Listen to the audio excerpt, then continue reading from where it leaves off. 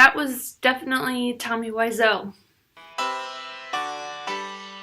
Hey, I'm Amy and welcome back. I am still in my little box of computer camera, but I did get a chance to see the new Tommy Wiseau and Greg Sestero movie, Best Friends with VR, in parentheses for some reason. I don't know why that is, but let's just say this movie is interesting. I went into it not really knowing much about it except for the trailer, which the trailer is a weird gobbledygook of stuff. I couldn't understand what it was, but I was still intrigued because we all know The Room is one of the best, worst movies ever. It's a cult classic, and we all know how much I absolutely loved The Disaster Artist. It was one of my favorite movies of last year. So going into this, I was interested to see the movie that Greg Sestero wrote and Tommy Wiseau and Greg Sestero both star in.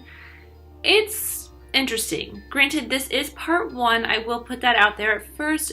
This movie is very weird, very hard to follow at some points, and I'm hoping a lot of it will be explained in part two that comes out in June, which of course I will be seeing and doing a review on. So with that being said, let's talk a little bit about this movie. To be honest, it was kind of hard to follow at some points, but I think that's only because of the Tommy aspect to it. If you've seen any interviews or anything pretty much with Tommy, you know he can be a little weird and strange and just very hard to understand at some points because he can just go off on tangents that don't have anything to do with the question he was asked or what was being talked about.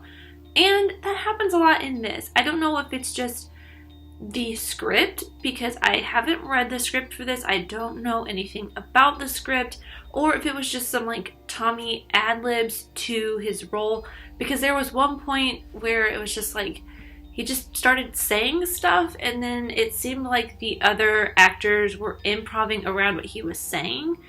So I don't know. I don't know if that was just what Greg Sestero wrote, trying to kind of build on what Tommy did in The Room and what he does in general real life, kind of building up his character or his persona that he's created for himself. But it really didn't work for me. It was so weird, and I don't know how I feel about this movie, honestly. It's just a whole bunch of strange.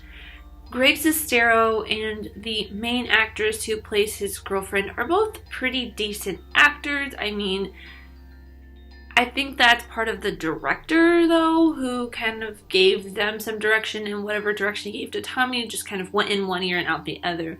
But they did pretty decent, I would say. I mean, it's not world-class Oscar award-worthy acting or anything like that, but it's maybe a step up from The Room. Greg did a little bit better than what I've seen him in, which is pretty much just The Room. But I mean, it was okay. It wasn't, like I said, world-class acting, but it's not the worst acting I've ever seen him do. It's not the worst acting I've ever seen on screen either.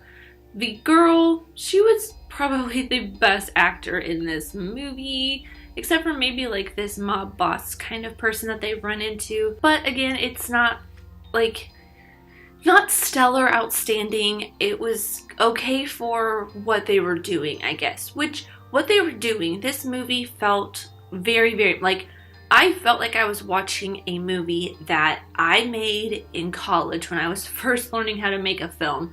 But I never made a feature film, let alone 2 feature films for one thing. I made a bunch of short, maybe 5-minute, 10-minute tops short films, but this really had a student film, not even an indie film. An indie film feels like the way Lady Bird feels, or Call Me By Your Name. This felt like a student film from beginning to end, and a little bit of the end got very surreal. I couldn't tell if it was talking about the end of the movie, if it was part of the end of the movie, or an advertisement for the part 2 coming out in June. It just got very surreal, very very weird. I really hope that they explain a lot of what happened in this, because it was very hard to follow, very hard to understand, and I'm kind of a little tired right now, so I don't know if I'm being really understandable or even able to follow me, but I think you kind of get how I feel with this movie. I was sitting there just watching it, so confused the entire time, but at the same time, I oddly enjoyed myself.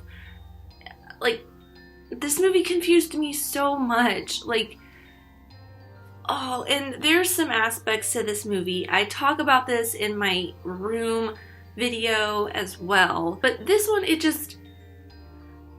I think it's completely different than The Room. I will tell you that. It's not like they're trying to recreate what The Room did. I mean, at some points it feels like maybe they are trying to recreate the just global phenomenon that The Room is. But in this one, it's just, there's some really weird montages. Like, even more montages than are in The Room. There's just some very random music cues, really random slow motion, some throwbacks. They do a bunch of different color grading on different things, like they turn stuff to black and white and then to sepia, and do an almost like 3D looking effect even though it wasn't in 3D. It was just, no, it was very much like a film student was just trying every single effect that Final Cut had, or that whatever editing software they were using had. So I couldn't take it. I was just like, ugh. And I feel like if I'm going back to the actors, I'm just jumping all over the place. I feel like this review is going very much like the movie. Very much like the movie. But I feel like this would have been a completely different film if somebody else had played Tommy's part. It would have made a little bit more sense. It would have been a little bit more coherent. But at the same time, it wouldn't be this movie.